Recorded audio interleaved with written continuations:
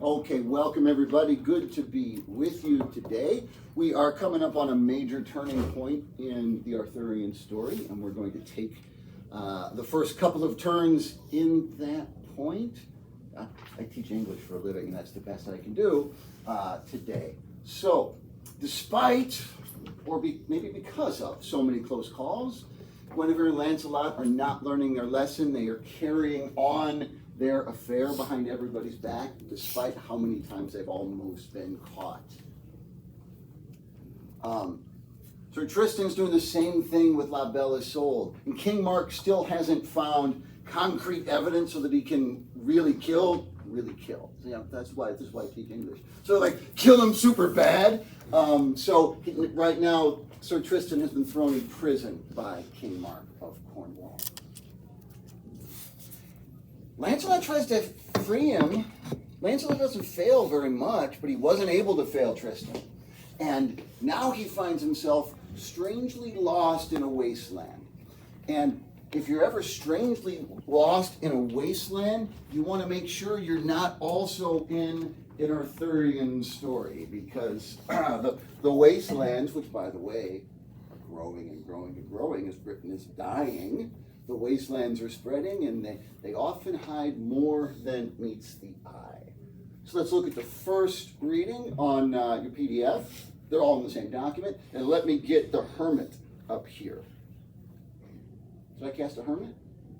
Oh, let me get the hermit up here.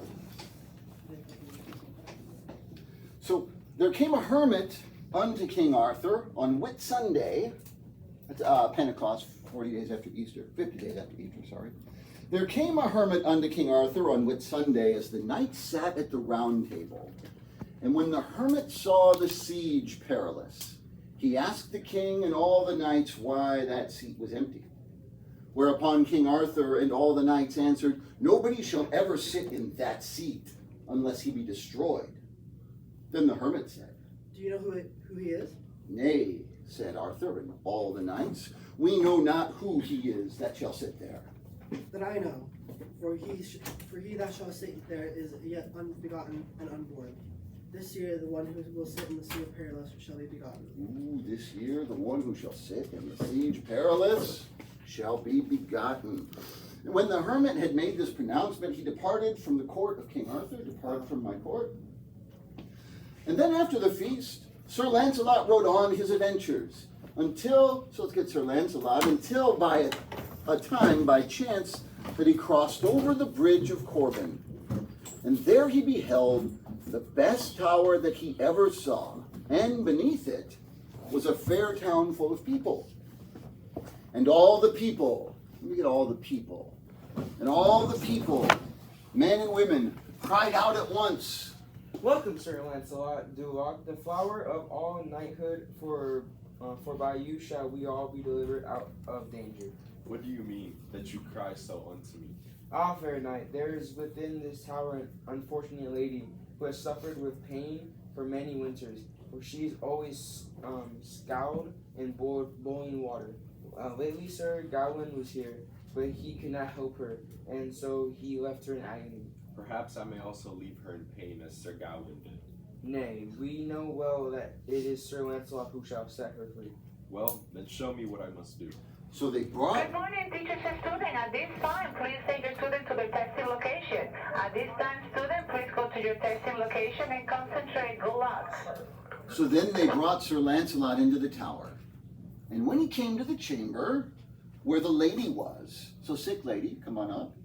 When he came to the chamber where the lady was, the doors of iron suddenly unlocked and unbolted.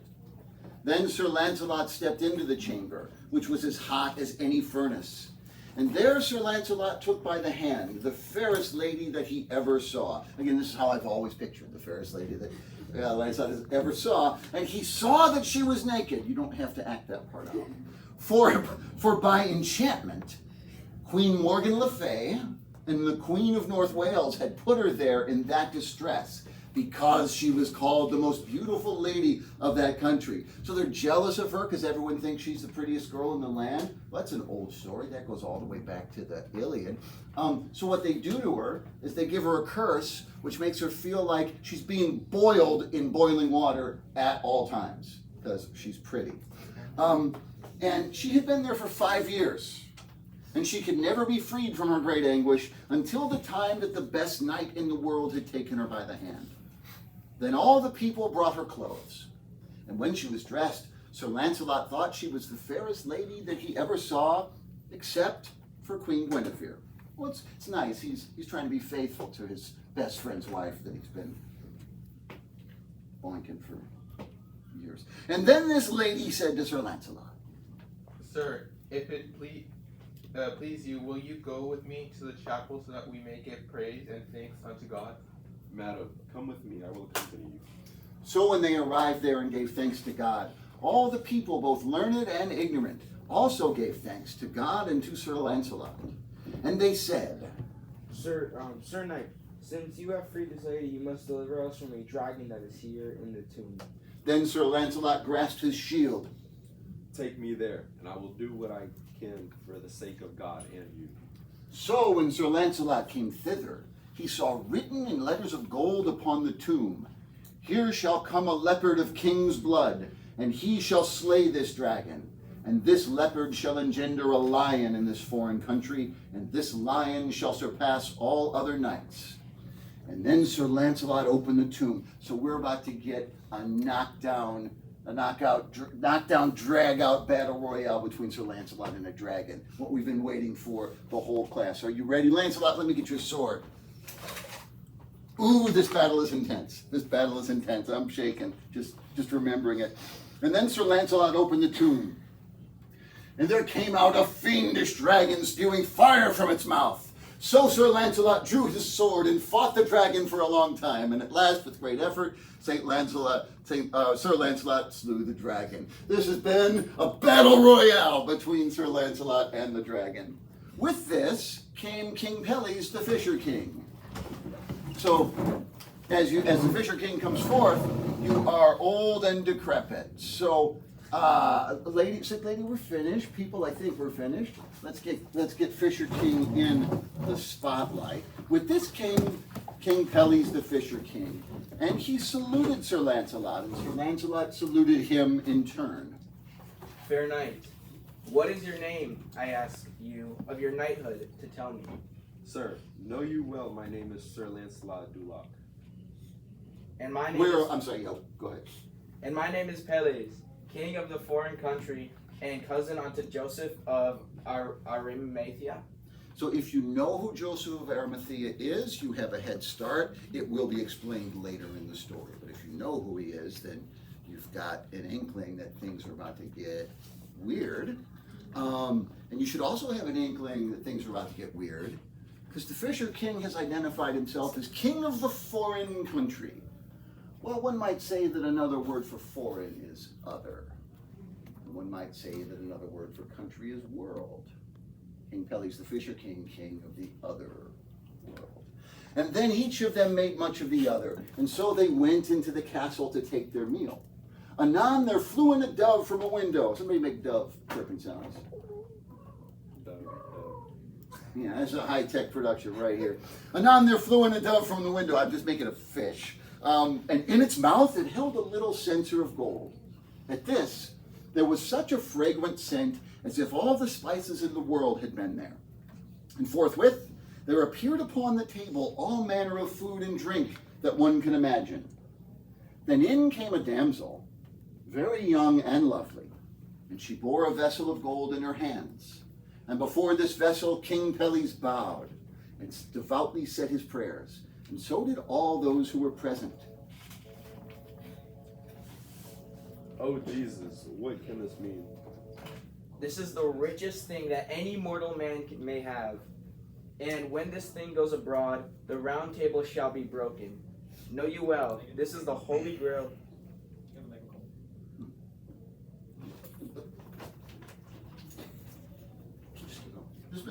This is the holy grail that you have seen here.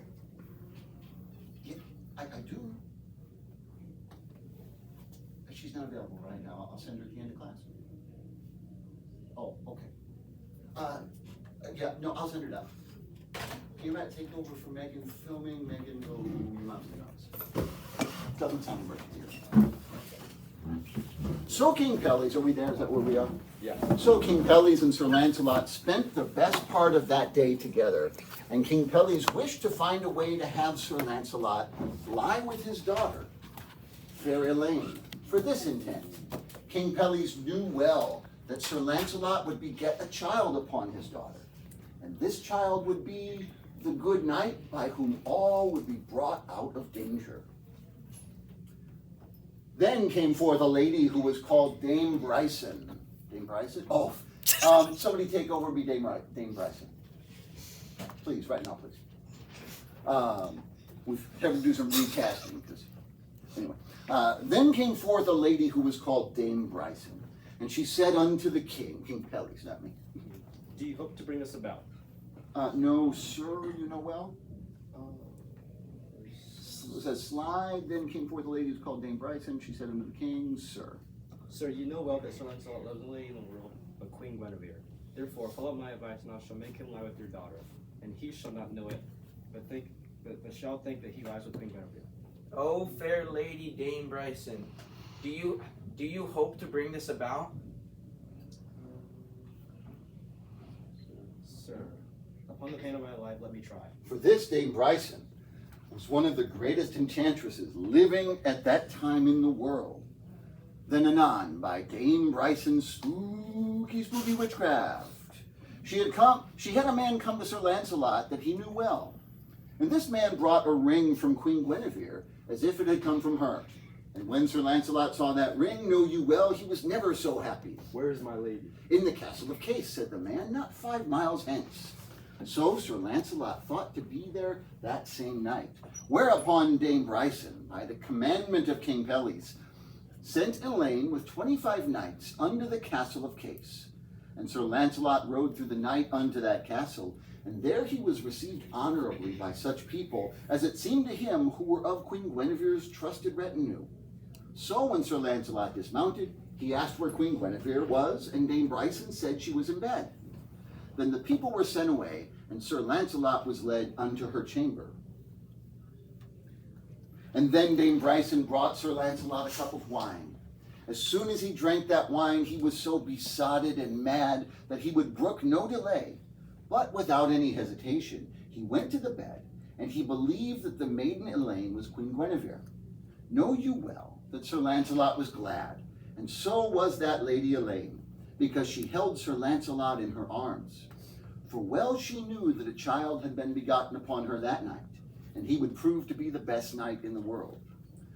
You know, does this the conception of this child remind you of any other stories? Are there any parallels here? King Arthur. Yeah, there's a direct parallel to the conception of King Arthur, even with the magic deceit. Right? Lancelot doesn't know who he's sleeping with because Elaine has been magicked into Guinevere. And so they lay together until the morn. And all the windows and openings of that chamber had been covered, so that no light of day might be seen. Then Sir Lancelot awoke, and he rose out of bed and went to the window. And as soon as he opened the window, the spell was broken. Then let me get Elaine up here. Did I cast Elaine? You just got upgraded to Elaine, because you're here. Then did Sir Lancelot know that he had done something amiss. Alas, that I have been permitted to live so long, now I am shamed. So he then took his sword in his hand, and he said, You traitor, who are you with whom I have lain all this night? You shall die right here by my hand. Then the fair lady Elaine just skipped out of, then the fair lady Elaine skipped out of bed all naked, and knelt down before Sir Lancelot and said, Fair courteous knight, you come of king's blood, and therefore I pray you have mercy upon me, as you are renowned to be the most noble knight in the world. Do not slay me, for have my womb begotten by you. He who shall become the noble knight in the world. Evil temptress, why have you betrayed me? Tell me now who you are. Sir, I am Elaine, the daughter of King Pelles. Well, I will forgive you for this deed. Therewith he took her in his arms and kissed her, for she was as fair. He got over this anger pretty quick. You know, I don't know, something about the scenario has got him in a forgiving mood. For she was as fair as a lady, and as lusty and young and wild as any then living. So help me God, I cannot blame you for this, but she who casts the enchantment upon me will pay dearly for this. If I may find that Dame Bryson, she shall lose her head for practicing witchcraft. Never was there a knight so deceived as I was last night. Then Lady Elaine said, My lord Sir Lancelot, I beseech you to return to me as soon as you can, for I have obeyed the prophecy that my father told me. And by this order, to fulfill this prophecy, I have given you the greatest treasure and the fairest heart I ever had, and is my maidenhead, which I shall never have again. That's another term for a Virginia. Just a knight, I deserve your goodwill.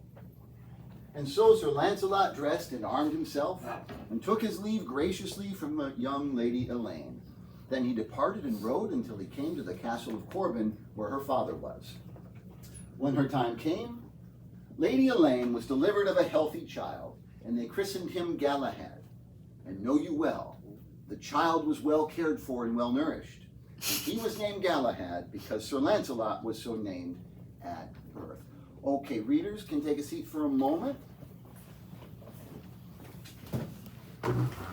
One of my favorite slides I've ever made. I'm a fan of all my work. You too, right, Jenna Cologne? You're a fan of all my work? Yeah. So, months go by, and Arthur hosts a banquet, and Elaine and Galahad are going to come to the banquet. Pick up reading 2, so just keep going. So let's get, I thought I needed you to sit down a little longer. So let me get Lady Elaine, Queen Guinevere, and Dame Bryson. So let me get one person to be Elaine because David is Dame Bryson. Okay, Miguel, come on. Okay. So when Lady Elaine was brought unto Queen Guinevere, each made good cheer of the other with their faces, but not with their hearts. And all men and women spoke of the beauty of Lady Elaine and of her great riches. That night Queen Guinevere commanded that Lady Elaine should sleep in a chamber near her chamber, and all under one roof. So it was done as the queen ordered. Then Queen Guinevere sent for Sir Lancelot, and bade him come to her chamber. Sir Lancelot? I shouldn't have sent any of you away, I know. And then the Queen Guinevere sent for Sir Lancelot, and bade him come to her chamber that night. Or else I am sure that you will go to your lady's bed, Dame Elaine, by whom you begot Galahad. Ah, madam, do not say that, for what I did was against my will. Then be sure that you come to me when I send for you. Madam, I shall not fail you, and I shall be ready at your commandment. As soon as this agreement was done and made between Sir Lancelot and Queen Guinevere, Dame Bryson knew of it through her witchcraft, and she told it to her mistress, Lady Elaine. Alas, as I thought, Oh, alas, what shall we do? let me arrange it. For I shall bring him by the hand to your bed, and he shall believe that I am Queen Guinevere's messenger. Now do I feel better, for I do not love all the world much as I love Sir Lancelot. So when the time came that all folk were abed, Dame Bryson went to Sir Lancelot's bedside. So go talk to Sir Lancelot, Dame Bryson. Oh, you are with Lancelot. I'm so dumb. Okay, Dame Bryson went to Sir Lancelot's bedside, and she said, Sir Lancelot, do you sleep? My lady Queen Guinevere waits for you. Oh, my fair lady, I am ready to go with you wherever you will lead me. So Sir Lancelot put on a long gown, and took his sword in his hand, and then Dame Bryson held him by the finger and led him to Lady Elaine's bed. Then Dame Bryson departed and left them in bed together. Know you well, I feel like we've heard this before, right? Know you well, Lady Elaine was glad, and so was Sir Lancelot, for he believed that he had Queen Guinevere in his arms. Now we leave them kissing and embracing, which is a natural thing, and we speak of Queen Guinevere, who sent, that's you, right? Who sent one of her women unto Sir Lancelot's bed. But when she got there, she found the bed cold and empty, and so she returned to Queen Guinevere and told her all that she had found. Alas, where has that false knight gone? So then Queen Guinevere nearly went out of her mind, and she twisted and turned like a mad woman, and she could not sleep for 4 or 5 hours. But Sir Lancelot had a habit of chattering in his sleep and speaking of his lady Queen Guinevere. So Sir Lancelot remained awake as long as it pleased him, and then both he and Lady Elaine slept. And in his sleep, Sir Lancelot, oh dude, you're about to mess up. And in his sleep, Sir Lancelot babbled and prattled like a jaybird of the love between Queen Guinevere and himself. And because he spoke so loud, Queen Guinevere heard him as she lay in her chamber. When she heard him chatter so, she was almost insane and angry beyond measure. And from wrath and pain, she knew not what to do. And then Queen Guinevere coughed so loud that Sir Lancelot awakened, and he knew her voice. And then he understood that he had lain with Lady Elaine. Oops, and not with Queen Guinevere. At this, he leapt out of bed in his shirt like a madman. Anon the queen, so you are as angry as you've ever been. You should slap him and shit. Anon the queen met him in the corridor. Go get him. And she said thus, False traitor knight that you are, see that you never abide in my court and never come to my chamber, and do not be so foolhardy, you false traitor knight, as to come ever within my sight. Alas. and with this, he felt such a heartbreaking sorrow at his words that he fell down to the floor in a swoon. So then Queen Guinevere departed. When Sir Lancelot reawakened from his swoon, he leaped out of a bay window into a garden, and there, from the thorns, he was all scratched upon his face and his body. And so he ran forth, he knew not where, and he was as wildly mad as ever was a man. And thus he ran for 2 years, and no man had the good fortune to find him. Readers, have a seat for a moment.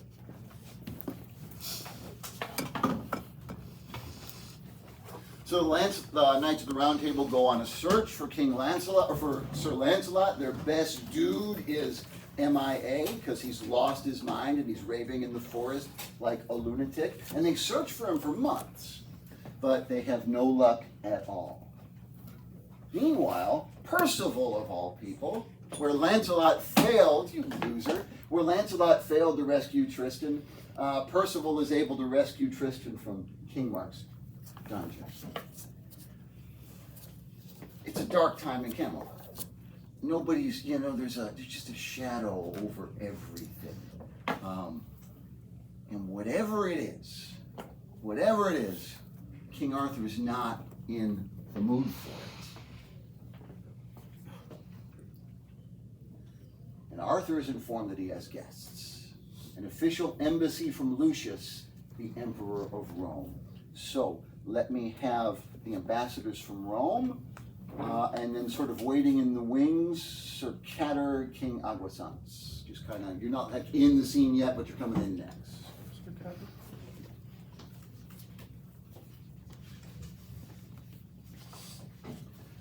These said ambassadors, after their entering and coming into the presence of King Arthur, paid to him their obeisance, and showing him reverence, they spoke to him in this manner. The high and mighty Emperor Lucius sends greetings to the King of Britain, commanding you to acknowledge him as your lord, and to send him the tribute due from this realm onto the empire, which your father and others before your predecessors have paid onto Rome, as has been recorded. If you, as a rebel, do not acknowledge Emperor Lucius as your sovereign, and withhold and retain his payment, contrary to the statuses and decrees made by the honorable and worthy Julius Caesar, conqueror of this realm, and first emperor of Rome, and refuse Emperor Lucius, demand and commandment, know for certain that he shall wage devastating war against you, your realms and your lands, and shall chastise you and your subjects, so that this will be a perpetual example unto all kings and princes who dare deny their tribute unto the noble empire, which wields power over the universal world. Now, just a reminder, Rome hasn't done a thing for Britain since before Arthur's father was born.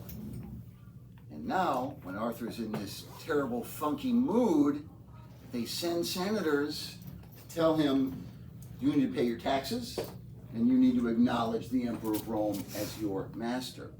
When these 12 elderly men had conveyed the effect of their message, the king ordered them to withdraw. Be gone, Ethan. And said he would take the advice of council and give them an answer. Come, council, that's Cater and Aguasans. Then some of the young knights, come, council, that's Cater and Aguasans. Sir Cater? Then some of the young knights, upon hearing this message, said they would have assaulted the ambassadors and slain them, saying that it was a rebuke to all the knights present to allow these miscreants to speak thus to the king. But the king commanded that none of them, upon pain of death, mistreat the ambassadors, nor do them any harm. And he ordered a knight to take them to their lodgings, saying, and see that they have all that is necessary and requisite for them, and with the most gracious hospitality, and that no delicacy be spared. For these Roman senators are great lords, and though their message pleases neither me nor my court, yet I must remember my honor. After this, the king called all his lords and knights of the Round Table to deliberate upon this matter, and he wished them to render their advice. Whereupon Sir Cador of Cornwall spoke first and said,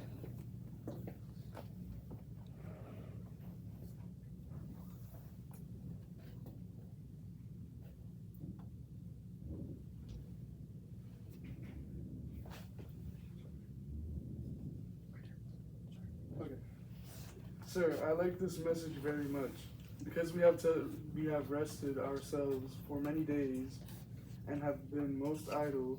And now I hope you will make sharp war against the Romans, whereupon I doubt not we shall gain great glory. I see that this matter pleases you well, but these questions may not be thus answered. This contemptuous demand grieves me sorely, for truly I will never pay tribute to Rome. Therefore I pray you to counsel me, for I have found in the chronicles of this land that my blood elders, Belenus and Brennius, kings of Britain, have held the empire in their hands for many winters, and also did Constantine, emperor of Rome, the son of Helena of England, which is clear evidence that we owe no tribute to Rome, but of right, we, who are descended from them, have the prerogative to claim the title of the empire. Then answered King Aguasans of Scotland, Sir, you ought of right to be above all other kings, for unto you there is no equal in all of Christendom, in knighthood or in nobility. Therefore I counsel you to not obey the Romans, for when they reigned over us they distressed our elders and subjected this land to heavy extortion and taxes. And thus I make here my vow to avenge myself upon them, and in order to strengthen your quarrel I shall furnish 20,000 good men of war, and pay them at my cost, and they will await you with myself when it shall please you. Also the king of Brittany granted to King Arthur 30,000 good men of war, for which the king thanked them. And then every man agreed to make war, and to assist in the effort according to his strength. That is, to wit, the Lord of West Wales promised to bring 30,000 men, and Sir Uwaine, his son Sir Idris, together with their cousins, promised to bring 30,000 men. And when King Arthur beheld their courage and goodwill, he thanked them heartily. Then he called for the ambassadors to hear his answer. And in the presence of all his lords and knights, he spoke to them in this manner. I order you that you return unto your lord and governor of the public welfare of Rome, and say to him that of this demand and commandment I will pay nothing, and that I know of no tribute or payment that I owe him, nor to any mortal prince, Christian or heathen. But I do affirm that I have the right to possess and occupy the sovereignty of the empire, to which I am entitled by the right of my predecessors, one-time kings of this land. And say unto him that I have decided and fully concluded to go with my army with strength and power unto Rome by the grace of God, to take possession of the empire and subdue those who rebel against me. Therefore I command him and all those in Rome that they forthwith pay homage unto me, and acknowledge me to be their emperor and governor, or else suffer the punishment of pain that shall ensue. So you've noticed that it's been a while since Arthur's done much of anything. Arthur's just sort of been holding the throne down in the background while we get spotlights, a bunch of side quests with the knights. That's all about to change, because up next is World War Arthur. That's all I need from you for today. The rest of the time is yours.